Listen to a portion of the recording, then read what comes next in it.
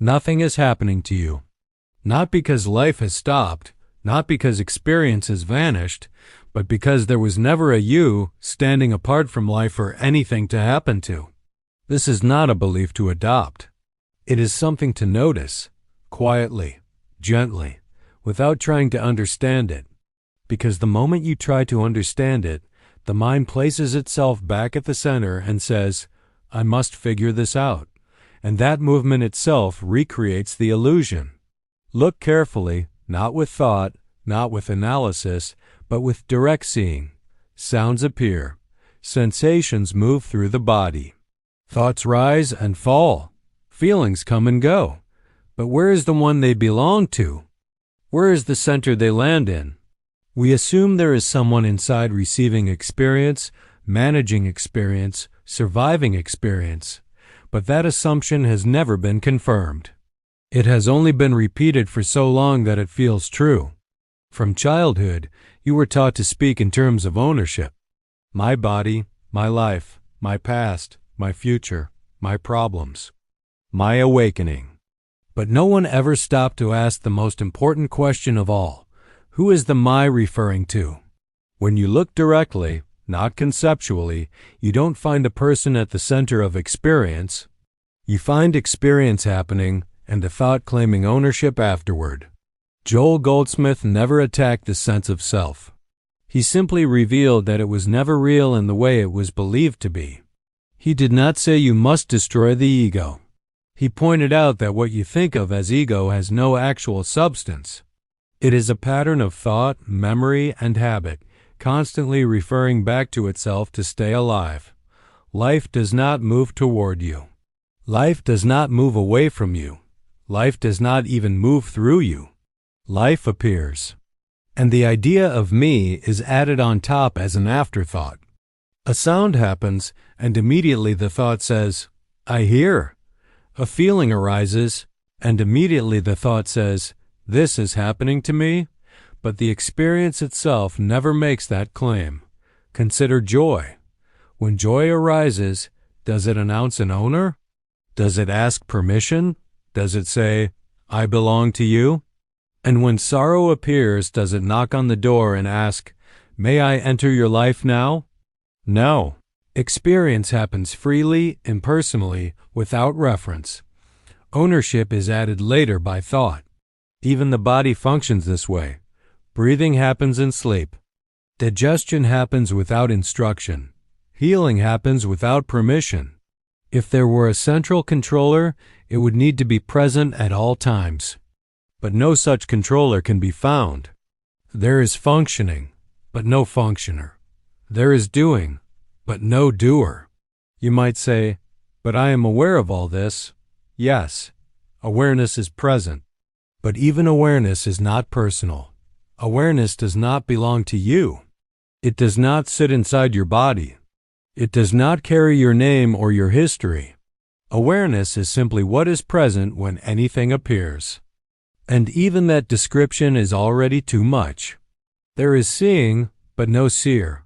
There is hearing, but no hearer. There is thinking, but no thinker.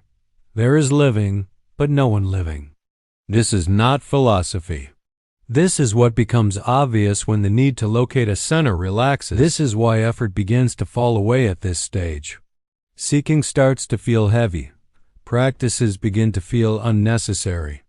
Not because something has been achieved, but because the one who is trying to achieve something is no longer taken seriously. Seeking assumes someone is missing something. But when there is no one at the center, what could possibly be missing? The belief that something must happen to you in order for awakening to occur is the deepest illusion of all. Awakening is not an event that happens in time. It is the falling away of the one who believed time was happening to them. Life does not wait for you to improve. Truth is not delayed by your understanding. Grace is not earned by effort.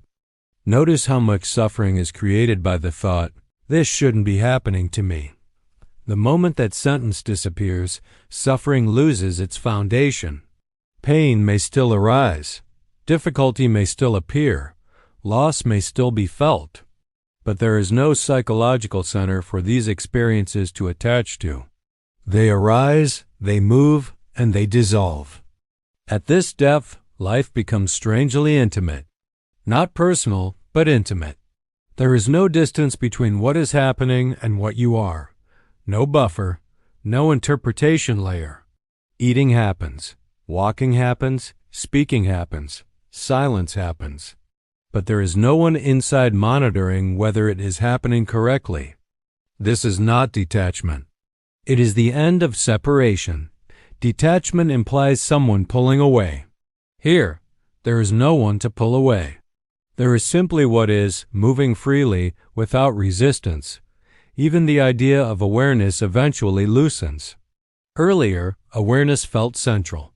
It felt like the final refuge. But now awareness does not stand apart from experience. There is no watcher watching awareness. There is no place to stand back. There is only what is happening, exactly as it is, without commentary. This is why words begin to fail here. Any explanation feels excessive. Any description feels like an addition. Silence feels closer, but even silence is not held on to. Life does not need to be understood to function. It does not need a philosophy to justify itself.